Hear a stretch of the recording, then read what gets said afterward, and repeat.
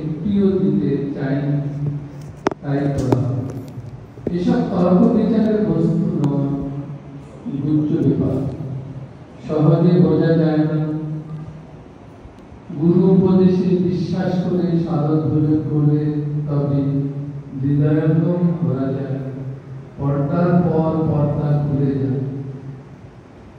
প্রত্যহ অন্তত কিছুক্ষণের জন্য বসে জপ ধ্যান করবে। সময় ভাব না আন্তরিকতার ভাব।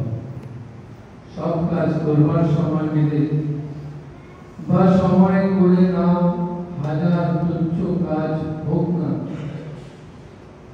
আর আধা ঘন্টা জপ ধ্যান করবার সময় পাও।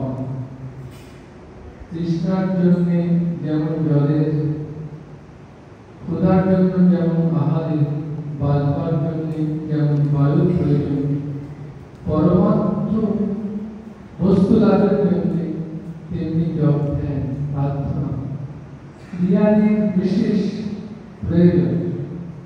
ভগবানের জন্য অভাব বোধ জাগাতে হবে। প্রত্যহ ক্রিয়াদির অভ্যাস দ্বারা তার ক্রমশ বাড়বে, তাতে শক্তি সঞ্চয় হবে। অনেকে দীক্ষার পর গুরুকে বলে, বাবা আমরা কিছুতেই করতে পারবো না, এখন হতে আপনার উপর সব ভার দিয়ে আমরা খারাপ, এই কেবল ফাঁকি দেওয়া, কিছু না করবার মতো। ধর্মলাভ কি এতই সহজ সস্তা জিনিস? যেমন ভাব তেমন লাভ। মুখে বললেই কি ভার দেওয়া হবে?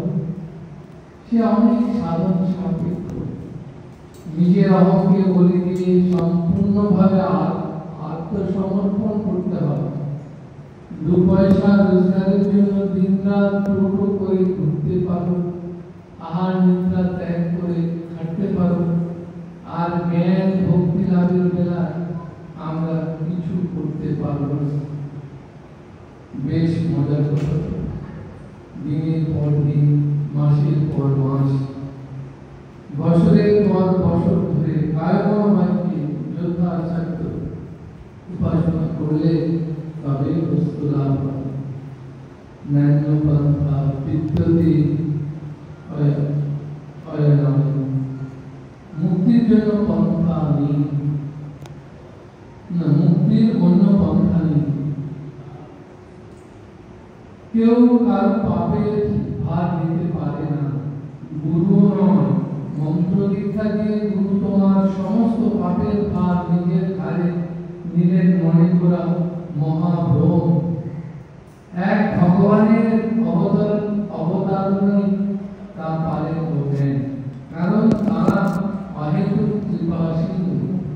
পাপী তাপের উদ্ধারের জন্য তারা আসে।